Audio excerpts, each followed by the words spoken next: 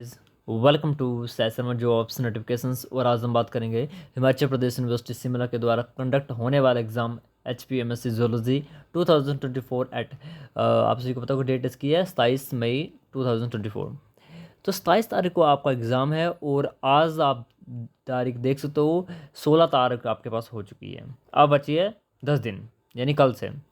तो अब इस 10 दिन को आपको कैसे यूटिलाइज़ करना है, कैसे आपको तैयारी करनी है, क्या आपको स्ट्रेटजी अपनानी है, क्योंकि ये लास्ट टाइम है। अब आप कोई न्यू चैप्टर पकड़ोगे तो आपके लिए हम बहुत मैं देखो कोई ऐसा टॉपिक पकड़ना भी चाहते हो, वैसे तो आपको न्यू टॉपिक अब पकड़ना ही नहीं है, बट आप चाहते हो कि कोई ऐसा टॉपिक छूट गया है, मुझे करना बहुत ज़्यादा ज़रूरी है, तो पकड़िए। जैसे एनिमल डाइवर्सिटी हो गया, सेल एंड मॉलिक्यूलर बायोलॉजी हो गया, लिमिनोलॉजी हो गया, इम्यूनोलॉजी हो गया, ऐसे टॉपिक बचे हैं तो कर लेना। ठीक है, मैं आपको टॉपिक बताऊंगा कौन कौन से टॉपिक आपको करने ही हैं, 100% करने ही हैं, और कई टॉपिक आप स्किप भी कर सकते हो। तो पहले हम देख लेते हैं सिलेबस की तरफ कि आएगा क्या। ठीक है, क्योंकि ये भी तो पता होना चाहिए ना आएगा क्या। तो जो पहला टॉपिक है आपका वो लोअर नॉन कॉर्डेट्स, और ये बहुत ही ज़्यादा इंपॉर्टेंट है। मैं बताऊंगा आपको करना क्या है, इस क्वेश्चन में पढ़ना क्या है। देखो आपने लोअर नॉन कॉर्डेट्स पढ़े होंगे, बहुत सारे अपने पढ़े हुए हैं, यानी इनवर्टिब्रेट की ये बात की जा रही है, पढ़े हुए आपने। अब इसमें से क्वेश्चन कैसे बनते हैं, तो कुछ मैं एग्जांपल दूंगा। जैसे फॉर एग्जांपल के लिए आपको हमेशा याद रखने हैं कॉमन नेम्स और साइंटिफिक नेम दोनों। कई बार होता है क्या है, आपसे आपसे पूछ होता है साइंटिफिक नेम, और कई बार पूछा था आपके कॉमन नेम। जैसे पिछली बार आया था what is the scientific name of devil fish, तो डेविल फिश होती है ऑक्टोपस, आप सभी को पता होना चाहिए।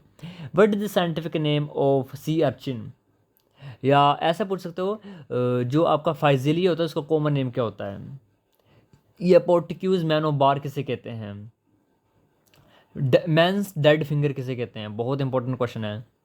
सी फैन कौन है, सी पेन कौन है, जैसे गोरगोनिया हो गया, सी पेन होता है, पेंटोला होता है वो, ऐसे क्वेश्चन आते रहते हैं।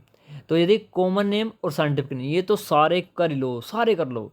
और मैंने एक वीडियो भी अपलोड की थी इसके रिगार्डिंग, जिसमें मैंने सारे कवर किए हैं। आपको वो वीडियो बाज कर लेंगे, मेरे प्ले लिस्ट पर देख लेना, वहाँ आपको मिल जाएगी, एनिमल डाइवर्सिटी की वीडियो है।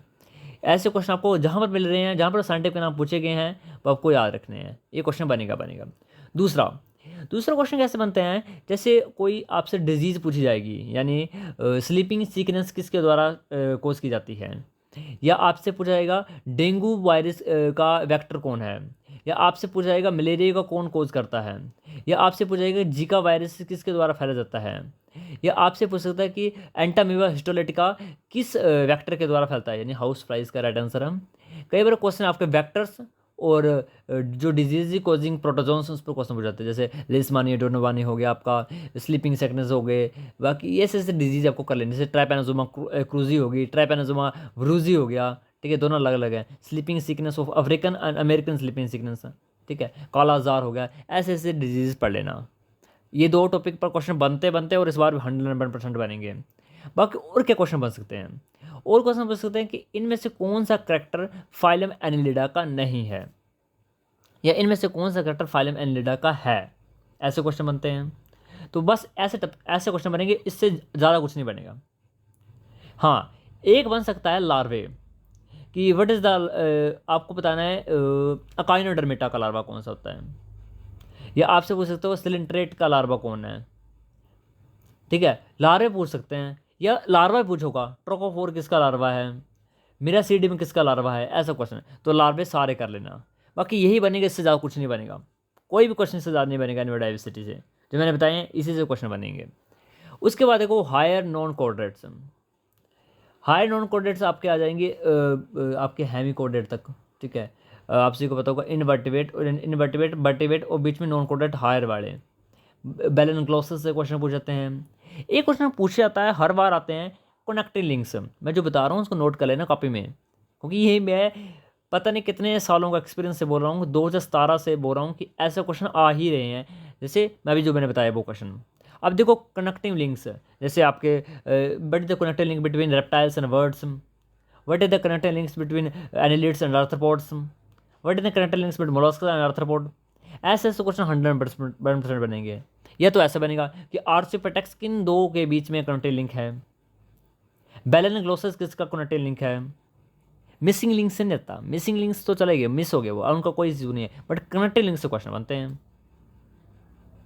तो ये टॉपिक तो आपको 100% कोई बच्चा है जो मैंने अभी भी टॉपिक बताए हैं इनको तो आपको क्लियर कर ही लो भाई, लिख लो भाई, रट लो इनको।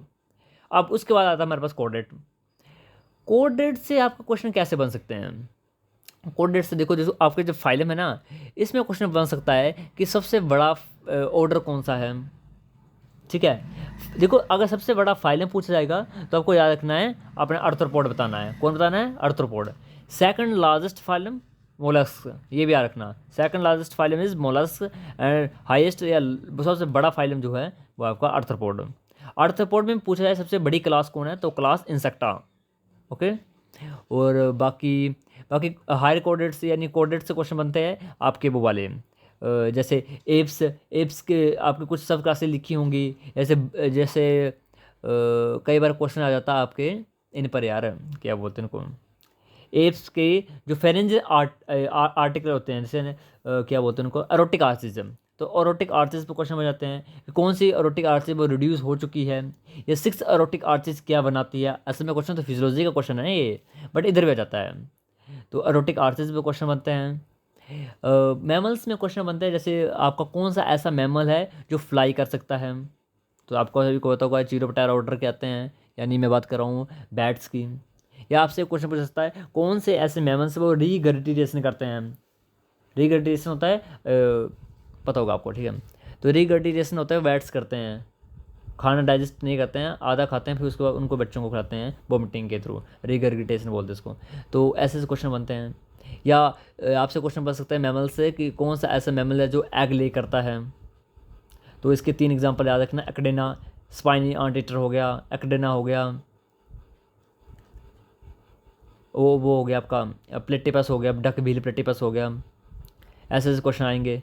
बाकी वो भी याद रखना कौन से ऐसे एलिमेंट्स हैं जो मार्शुपियंस के अंडर आते हैं, यानी पाउचेज होंगे उनमें, वो भी कौन से सब ऑर्डर्स आते हैं। जैसे आपका हो गया ये मेटाथेरी या प्रोटोथेरिया मेटाथेरी, तो मेटाथेरी के अंदर आते हैं आपके मार्सुपियंस। मार्सुपियंस का बेस्ट एग्जांपल कंगारू। बाकी आपका कोयले होते हैं, वो भी होते हैं, यही होते हैं मार्सुपियन, उनके अंदर पार्टस होते हैं। ओपासम हो गए। फिर कई बार क्वेश्चन आ जाता है आपसे कि यूथेरिया का बेस्ट कैरेक्टर क्या है, या कोडेड का बेस्ट कैरेक्टर क्या है। तो ये notochord. Okay, notochord is the, या हम बोल सकते हैं नर्व कोड। नर्व कोड तो उन्होंने notochord is the best example. Pharyngeal gills is the best example. ये आपसे क्वेश्चन पूछा जा सकता है कि वर्टिब्रेट कॉलम को जो है वो कौन बनाता है। ऐसे ऐसे क्वेश्चन आएंगे इसके। उसके बाद हमारे पास आते हैं इवोल्यूशन। इवोल्यूशन से किस टाइप के क्वेश्चन आते हैं, मैं ये बताऊंगा, सारा टॉपिक बताऊंगा सारे, ठीक है। आपको क्या पढ़ना है, मेरे तो पढ़ना क्या है, आप मतलब जो आपने पढ़ा वो तो ठीक है, अब जो एक्स्ट्रा पढ़ना है ना, जो मैं अभी इस वीडियो में बता रहा हूँ, ये ध्यान से रखना, ये तो 100% आएंगे जो मैं बता रहा हूँ। इवोल्यूशन, इवोल्यूशन से कैसे क्वेश्चन बनते हैं, आपसे पूछी जाएगी ईरा, ये पीरियड पूछा जाएगा, यानी कौन सा एक्सटेंट ऑफ डायनासोर का पीरियड था, किस पीरियड में डायनासोर का एक्सटेंशन हो गया, खत्म हो गया डायनासोर। या तो क्वेश्चन ऐसा पूछ सकता है कि मैमल्स जो ओरिजिनेट हुए हैं वो किस पीरियड में ओरिजिनेट हुए हैं, या किस इरा में ओरिजिनेट हुए हैं, या किस इपोच में वो ओरिजिनेट हुए हैं, कितने मास एक्सटेंशन हुए थे, सबसे बड़ा मास एक्सटेंशन कब हुआ था, उसका नाम क्या है। या तो ये पूछ सकता है कि इवोल्यूशन से क्वेश्चन आ सकते हैं कि who give the natural theory, या गैलापागो आइलैंड्स जो थ्योरी दी थी वो किसने दी थी। या तो क्वेश्चन पूछा जा सकता है कि आपके एक्वायर्ड करेक्टर यानी इनहेरिटेंस ऑफ एक्वायर्ड करेक्टर से ये किसकी थ्योरी है, ये थ्योरी आपके लैमार्क की, याद रखना। या तो आपसे क्वेश्चन पूछा जा सकता है कि जो डार्विन था, डार्विन ने गैलापागो आइलैंड में गए थे, वहाँ पर उन्होंने एडेप्टिव एडिशन का सिद्धांत दिया था, तो उन्होंने कौन सी बोट का यूज़ किया था, उस बोट का नाम क्या है, किस ईयर में वो गए थे वहाँ पर। या तो क्वेश्चन ऐसे बन सकते हैं एवोल्यूशन के, जो मैं बोल रहा हूँ वो क्वेश्चन तो 100% बनेंगे ना, ऐसे मैं समझना, उनको तो रट लो भाई। आपका जो ईरे बताया मैंने, ईरे पोच, ये तो याद रखना है। बाकी ह्यूमन को स्पेशली पूछा जाता है, यानी कौन से ऐसे ऑर्गेनिजम्स हैं जो ह्यूमंस के बहुत नज़दीक हैं, तो वो हैं एप्स। मंकी नहीं है, ठीक है, मंकी से कंट्रीब्यूशन मतलब मंकी अलग है, मंकी नहीं है हमारे से कोरिलेट है, हमारे से रिलेटेड एप्स है। एप्स में भी देखा जाए तो चिंपैंजीज हमारे सबसे करीब के हैं, करीब भी हमारे चिंपैंजीज हैं, देन गोरिल्ला, और इससे पीछे हैं आपके वो क्या बोलते हैं उनको, ऑर्गेंटोन, और ऑर्गेंटोन से भी पीछे कौन है, गिब्बन। तो सबसे ओल्डेस्ट है जो हमसे सबसे दूर हैं वो है गिब्बन, और सबसे नज़दीक कौन है, चिंपैंजी। ओके, ऐसे ऐसे क्वेश्चन आते हैं। और क्या तो होगा एवोल्यूशन से, काफ़ी, इतना काफ़ी है, इतना पढ़ लोगे ना 22% आपके लिए। उसके बाद आते हैं आपके पास सेल स्ट्रक्चर। तो सेल से तो बहुत क्वेश्चन बनते हैं, बहुत क्वेश्चन बनेंगे सेल से। तो सेल से जैसे ऑर्गेनल से पूछूं तो कौन सा ट्रैफिक पुल्स कहलाती जाती है, तो ट्रैफिक पुल्स ऑफ सेल होती है आपकी गोल्जाई। या आपसे पूछ सकते हो एनालिंक्ड ग्लाइकोसाइलेशन किस ऑर्गेनल्स में होती है, तो वो होती है ईआर में, एंडोप्लाज्मिक रेटिकुलम में। या पूछा जाए कि लिपिड की सिंथेसिस किस ऑर्गेनल में होती है, तो लिपिड की सिंथेसिस होती है आपकी इसके अंदर क्या बोलते हैं एससीआर के अंदर, स्मूथ एंडोप्लाज्मिक रेटिकुलम के अंदर।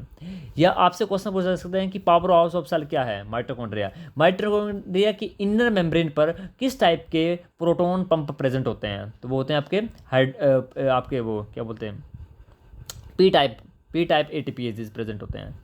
या कैसे भी क्वेश्चन पूछे जा सकते हैं इसके रिगार्डिंग।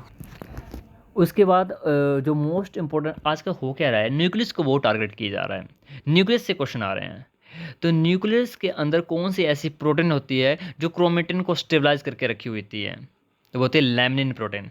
क्वेश्चन पूछा जाता है कई बार क्रोमोजोम से पूछा जाता है कि क्रोमोजोम को, जो क्रोमोजोम जैसे आपका जीवन फेज में ना, उसके बाद माइटोसिस में जाता है तो वो कॉम्पैक्ट हो जाते हैं, यानी कंडेंसेशन हो जाती है। तो कौन सी प्रोटीन कंडेंसेशन में हेल्प करती है, तो वो होती है कंडेंसेशन प्रोटीन। दो सिस्टम क्रोमेटर को कौन पकड़ के रख रहा है, तो वो होता है कोहेसिन प्रोटीन। कोहेसिन प्रोटीन दो सिस्टर क्रोमेटर को पकड़ के रखा हुआ है, किसके साथ, काइनेटोकोर के साथ। बाकी और के क्वेश्चन बन सकते हैं इससे। सेल बायो बहुत ब्रॉड है, मैं क्या बताऊं सेल बायो का, आप पढ़ लीजिए, रट लीजिए। बाकी एमसीक्यू क्वेश्चन आपको अटेम्प्ट करने हैं। ये जितने भी मैं आपको पढ़ा रहा हूँ ये मात्र आपको 49 रुपीज़ में मिलेंगे। नंबर आपको यहाँ पर व्हाट्सएप पर दिख रहा है, इस नंबर पर आप व्हाट्सएप कीजिए। 49 रुपीज़ के जितने भी मैं टॉपिक बता रहा हूँ इन सभी के आपको एमसीक्यू क्वेश्चन मिलेंगे, एमसीक्यू क्वेश्चन। और अराउंड 80 या 100 के करीब आपको एमसीक्यू मिलेंगे हर एक टॉपिक के। तो आपको वो रटने हैं, क्रैम्बिंग करनी है, कुछ नहीं करना उनको, आपको कोई दिमाग नहीं लगाना है, जितना हो सके उनको रटो। मैं रटने को बोल रहा हूँ, ठीक है। अभी 10 दिन बचे हैं, कुछ एक्स्ट्रा कर भी नहीं सकते आप। तो 49 रुपये का आपको पीडीएफ मिलेगा, नंबर आपको दिख रहा है, आप इसे मेरे से कॉन्टैक्ट कर लीजिए और इस पीडीएफ को आप परचेज कर सकते हो।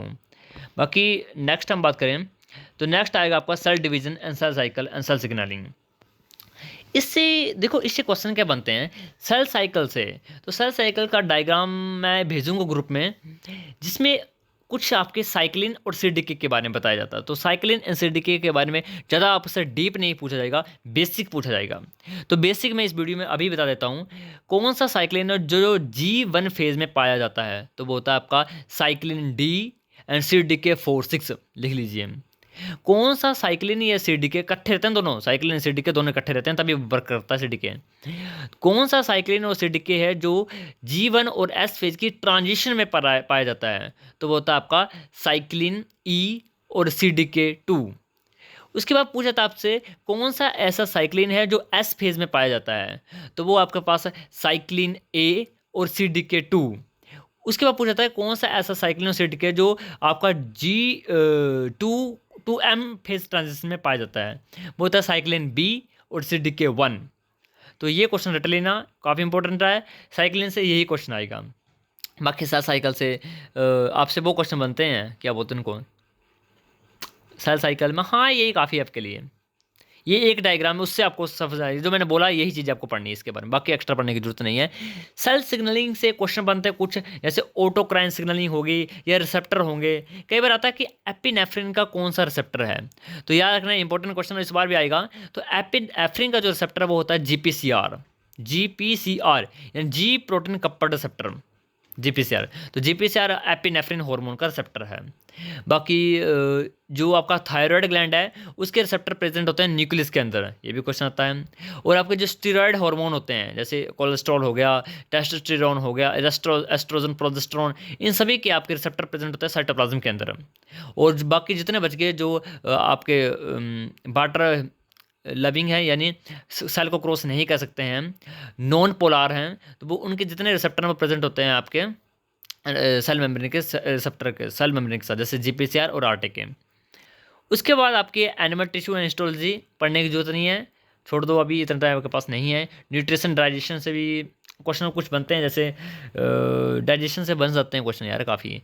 डाइजेशन में क्वेश्चन बनते हैं कि कौन सा हार्मोन है जो G सेल प्रोड्यूस करते हैं, गैस्ट्रिक सेल प्रोड्यूस करते हैं, या कोलसाइटोकिनिन का क्या यूज़ है, सिक्रेटिन क्या करता है, एचसीएल को कौन एक्टिवेट करता है, एचसीएल का मेन रोल क्या है, एचसीएल की पीएच कितनी होती है, स्लाइवरी अमाइलेज जो होता है उसकी पीएच कितनी होती है, स्लाइवरी अमाइलेज का काम क्या होता है, उसके बाद एंटीरोकाइनेज क्या होता है, एंटीरोकाइनेज कहाँ से सिक्रेट होता है, गोल ब्लैडर का क्या काम, गोल ब्लैडर की पीएच क्या होता है, बिलीरुबिन बिलीवरिन क्या चीज़ें हैं। बस सफिशेंट इतना डाइजेशन के लिए, इतना पढ़ लीजिए। रेस्पिरेटरी सिस्टम से रेस्पिरेटरी वॉल्यूम पूछ जाती हैं, यानी टाइडल वॉल्यूम कितनी होती है, तो टाइडल वॉल्यूम होती है आपकी 500 ml, और 500 ml में से भी 350 ml आपकी रेस्पिरेटरी टैक तक पहुंचती है, और 150 आपकी ऊपर ही नेजल कैविटी या आपके बाकी स्पेस में रह जाती है, जिसको बताए एनाटॉमी का डेड स्पेस क्वेश्चन आता है। बाकी IRB जैसे वाइटल कैपेसिटी होता है, टोटल लंग कैपेसिटी होता है। मैं बोल रहा हूँ, समझ रहा हूँ मैं क्या बोल रहा हूँ, ये चैप्टर है आपका, मैं कैपेसिटी का बोल रहा हूँ, ये रेस्पिरेटरी वॉल्यूम होते हैं।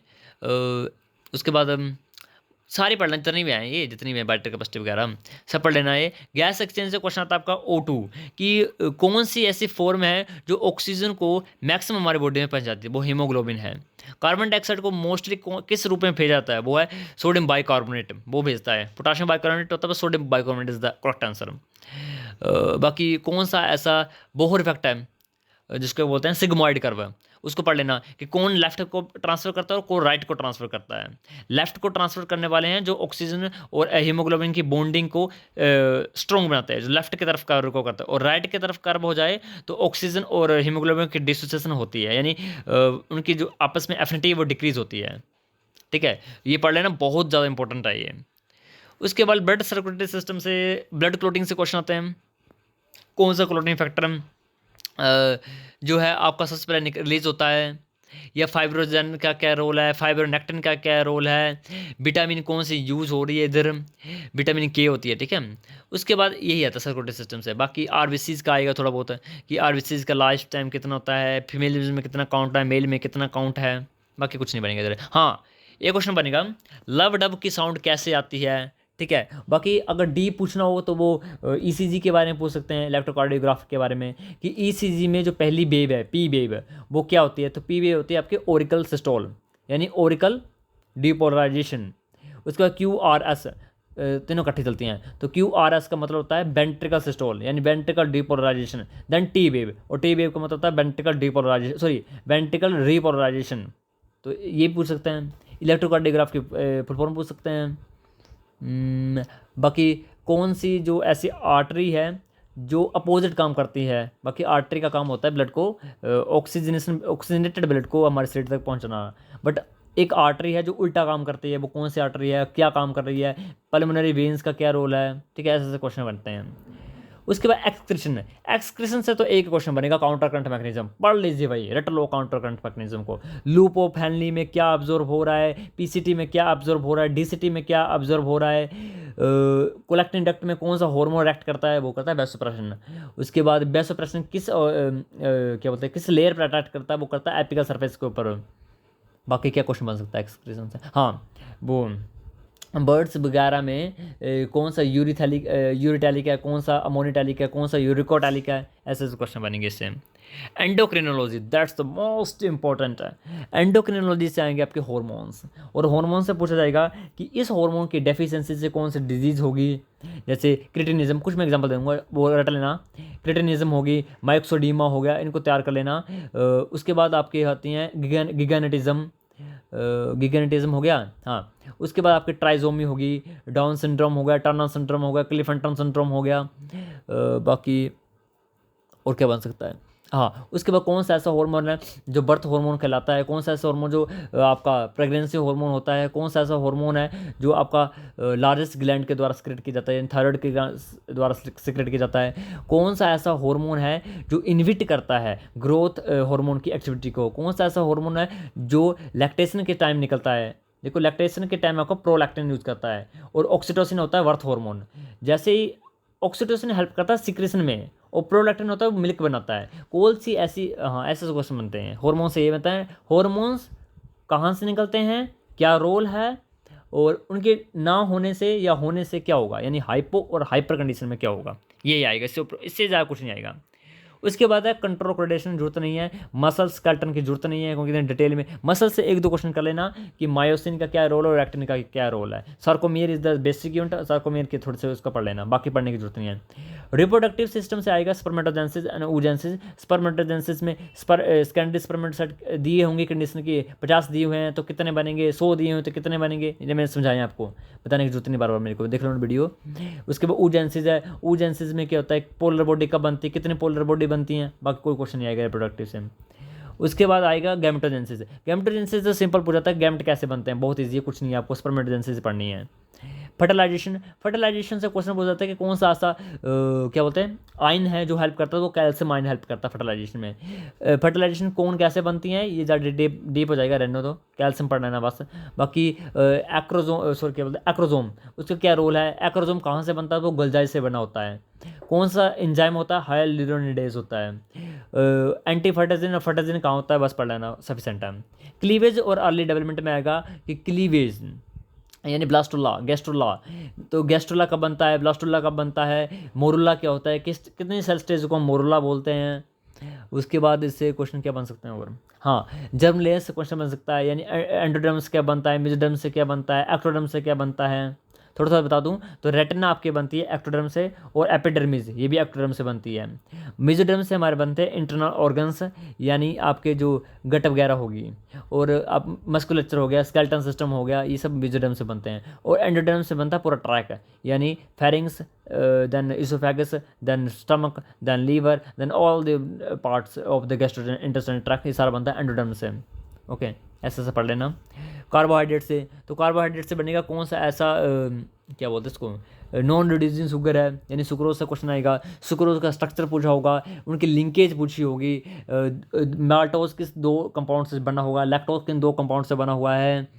उसके बाद कार्बोहाइड्रेट से इतना आएगा, कुछ नहीं आएगा। अमाइनो एसिड्स आएगा कि अमाइनो एसिड के स्ट्रक्चर से क्वेश्चन बनेगा, प्राइमरी सेकेंडरी टर्शियरी स्ट्रक्चर में कौन सी बॉन्डिंग पाई जाती है। ओके, और अमाइनो एसिड्स में एसेंशियल अमाइनो एसिड कौन सी है, नॉन एसेंशियल अमाइनो एसिड कौन सी है, नॉन पोलर अमाइनो एसिड कौन सी है, पोलर अमाइनो एसिड कौन सी है, अमाइनेटिक अमाइनो एसिड कौन सी है। अमाइनेटिक होता है आपका पास जो एरोमेटिक, सॉरी, ट्रिप्टोफान, टायरोसिन और फिनाइल एलानिन। सल्फर कंटेनिंग होती है आपके पास मिथेनिन एंड साइटोसिन। उसके बाद आती है आपके पास और क्वेश्चन बन सकता है आपसे, हाँ, कौन सी ऐसी अमाइनो एसिड है जो प्रिकर्सर है सभी अमाइनो एसिड की, नहीं सबसे छोटी अमाइनो एसिड कौन सी है, वो ग्लाइसिन है। बस ऐसे क्वेश्चन बनते हैं। लिपिड्स, लिपिड से क्वेश्चन आपको याद रखने हैं, ट्राइएसाइलग्लिसरॉल, इसका पढ़ लेना। फैट और ऑयल में डिफरेंस पढ़ लेना। Okay, saturated unsaturated fatty acid में डिफरेंस पढ़ लेना। असेंशियल फैटी एसिड पढ़ लेना। असेंशियल फैटी एसिड तो तुम्हारे पास 3 है, linoleic acid, linolenic acid and arachidonic acid. बस इतना काफ़ी आपके लिए है। विटामिन से क्वेश्चन आता है कि विटामिन की डिजीज़ कौन सी है, ऐसे विटामिन के की डिजीज़ कौन सी है, विटामिन ए नहीं हो तो क्या होगा, विटामिन बी से क्या होगा, विटामिन 12 है, विटामिन 6 है, विटामिन 7 है, इनके साइंटिफिक नाम रटा लेना सभी के। क्वेश्चन देता हूँ, विटामिन 7 का साइंटिफिक नेम बताओ क्या है, विटामिन 7 का। उसके बाद सेलुलर रेस्पिरेशन में आएगा आपके पास ग्लाइकोलाइसिस। ग्लाइकोलाइसिस में कब एटीपी बनते हैं, कहाँ कितने एटीपी बनते हैं, कौन सा एंजाइम वर्क करता है, हेक्सोकाइनेज कब वर्क करता है, हेक्सोकाइनेज का इन्हिबिटर कौन है, इन्हिबिटर होता है हेक्सोकाइनेज का वही जो उसने प्रोडक्ट बनाया है, यानी ग्लूकोज 6 फॉस्फेट। तो glucose 6 phosphate behaves like a inhibitor of hexokinase. बाकी पायरुवेट क्या है, पायरुवेट कितने कार्बन कंपाउंड है, पायरुवेट आगे जाके एसिटाइल कोएंजाइम कैसे बनेगा, क्रैब साइकिल कैसे चलेगी, क्रैब साइकिल में कितने एटीपी बनेंगे, ग्लाइकोलाइसिस में कितने एटीपी बनते हैं, ये सारा पढ़ लेना। Chromosomal basis of inheritance and sex determination, इसमें आएगा कि बार बॉडी की होती है। बार बॉडी का एक मैं चीज़ आपको बता दूँ, एक क्वेश्चन बनता है, आपसे कहीं भी क्वेश्चन लिखा हो, how many Barr body are present if the condition is X X X, या फिर एक्स एक्स एक्स एक्स, या 3 एक्स बड़े, या 2 एक्स हो, या 1 ही एक्स हो, तो इन कंडीशन में आपको कैसे सोल्व करना क्वेश्चन। मान लीजिए आपसे क्वेश्चन पूछा गया है, how many Barr body are produce in this condition, और कंडीशन दी है 4 एक्स, ऑप्शन दिए आपके पास 1 2 3 4, तो इसका क्या राइट आंसर होगा। देखो आपको फॉर्मूला याद रखना है n-1, और n होगा जितने आपके पास x दिए होंगे। मैं भी डीप में नहीं जा रहा हूँ, आपको बस समझाने की कोशिश नहीं कर रहा हूँ, आपको क्रैमिंग करने की कोशिश करवा रहा हूँ मैं, रटने के लिए। जहाँ पर भी ऐसी कंडीशन क्वेश्चन आया हो, आपको x काउंट करने हैं, कितने x हैं। मान लीजिए 4 x आपके पास पूछे गए हैं, तो n-1 यानी 4 x, 4 लिख दो, 4 - 1 यानी 3, तो 3 आपका आंसर हो जाएगा। यदि आपके पास 3x दिए हैं तो 3 - 1 2 आंसर हो जाएगा। यदि आपके पास 2 ही x क्रोमोसोम है तो 2 - 1 यानी 1 हो जाएगा। और यदि आपके पास 1 x क्रोमोसोम है तो कोई भी बार बॉडी नहीं बनती, 0। ओके। लिंकेज और रिकमेंडेशन से पूछा जा सकता है कि रिकमेंडेशन कब होती है, किस स्टेज में होती है मियोसिस की।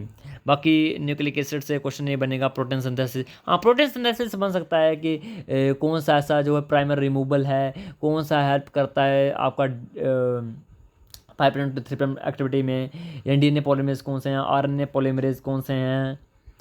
उसके बाद आपसे पूछा सकता है कि कौन सा स्लाइडिंग क्लैंप होता है, क्लैंप लोडर कौन सा है, हेलिकेज कौन सा होता है। हाँ वैसे बाकी क्वेश्चन क्या बनेंगे इस पर। उसके बाद टूल एंड टेक्निक से क्वेश्चन बनते हैं, सेंट्रीफ्यूगेशन, इलेक्ट्रोफोरोसिस और माइक्रोस्कोपी। ये 3 टॉपिक करके जाना। नहीं किया है तो मेरे एक वीडियो देखिए, मेरे पॉडकास्ट एक मैंने लगी मेरी चैनल पर आपको मिलेगा पॉडकास्ट, उसमें देखना पॉडकास्ट में एक वीडियो है, वहाँ पर देखना टूल एंड टेक्निक्स, उसको वॉच कर लेना, सफिशेंट है आपके लिए। इकोसिस्टम पढ़ लीजिए, बहुत इंपॉर्टेंट है। इकोसिस्टम से who coined the term ecosystem, पहले क्वेश्चन बन जाता है और इंपॉर्टेंट है, हर बार आ रहा है। बायोडाइवर्सिटी से आते क्वेश्चन। इम्यूनोलॉजी बहुत इंपॉर्टेंट है। इम्यूनोलॉजी से जितनी भी एंटीबॉडीज़ है पढ़ लीजिए, जितनी भी एंटीबॉडीज़ हैं सब पढ़ ले लो। और मैंने ये टॉपिक कवर किया है, इसका मेरे पास एक पीडीएफ है, कुछ एमसीक्यू क्वेश्चन मैं फ्री में दे दूंगा आपको, भेज दूंगा मैं ग्रुप पे। ओके, याद दिला देना मुझे। उसके बाद इकोनॉमिकल बॉटनी, इकोनॉमिक जोलॉजी, इसका कोई यूज़ नहीं है। हाँ, human health and pest management, ये थोड़ा बहुत पढ़ लेना, बाकी है टाइम तो। बाकी ये चीज़ आपको करनी है। उसके बाद नीचे प्रैक्टिस सेट हैं, ये तो अच्छा चाहिए होगा तो आपको मैसेज कर देना आप।